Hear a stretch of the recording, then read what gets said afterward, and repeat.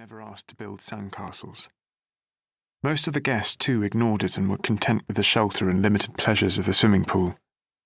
The concrete box structures of the single-story rooms screened us from the surrounding landscape. You could hear the waves lapping lazily against the shore like a snoring guard dog, but we caught only narrow glimpses of the blueness.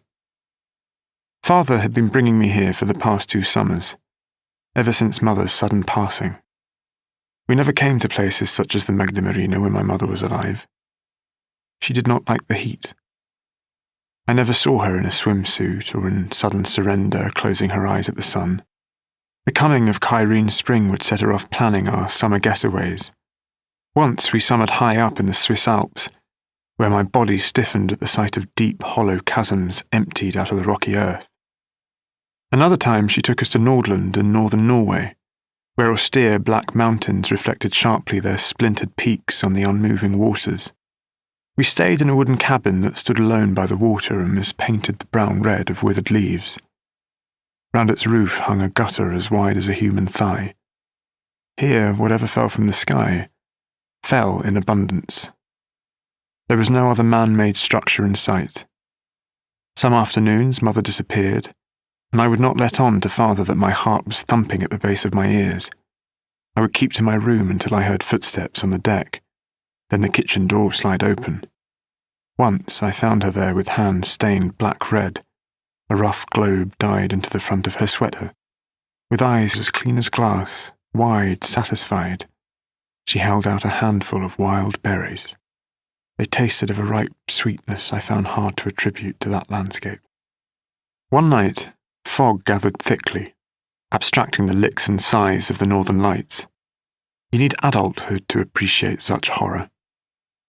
An anxious heat entered my 8-year-old mind, and I curled up in bed trying to muffle the crying, hoping Mother would pay me one of her night visits, kiss my forehead, lie beside me. In the morning, the still world returned. The innocent waters, the ferocious mountains, the pale sky dotted with small newborn clouds. I found her in the kitchen, warming milk, a glass of water standing on the white marble counter beside her. Not juice, tea, coffee, but water was her morning drink. She took a sip and with her usual insistence on soundlessness, muffled the impact with the soft tip of her little finger. Any sudden sound unsettled her. She could conduct an entire day's chores in near silence. I sat at the rented table where, when the 3 of us gathered at mealtimes, Mother would occasionally glance at the 4th empty chair as if it signalled an absence. Something lost. She poured the hot milk. A sliver of steam brushed the air, then disappeared beside her neck. "Why the long face?" she said. She took me out onto the deck that stretched above the lake. The air was so brisk it stung my throat. We stood in silence. I remembered what she had said to Father in the car when the naked mountains of the Nordland first came into view. Here, God decided to be a sculptor. Everywhere else, he holds back. Holds back? Father had echoed. You talk about him as if he's a friend of yours. In those days, Father did not believe in God.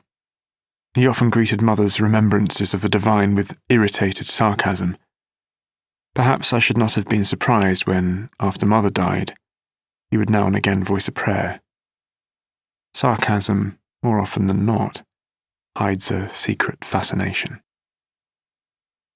Was it the romance of wood fires, the discretion of heavy coats that attracted my mother to the north and unpeopled places of Europe? Or was it the impeccable stillness of a fortnight spent mostly sheltered indoors with the only 2 people she could lay claim to? I've come to think of those holidays, no matter where they were, as having taken place in a single country, her country, and the silences that marked them, her melancholy. There were moments when her unhappiness seemed as elemental as clear water. After she died, it soon became obvious that what Father had always wanted to do, in the 2 weeks he allowed himself off every summer, was to lie in the sun all day. So the Magda Marina became the place where he and I spent that fortnight. He seemed to have lost his way with me.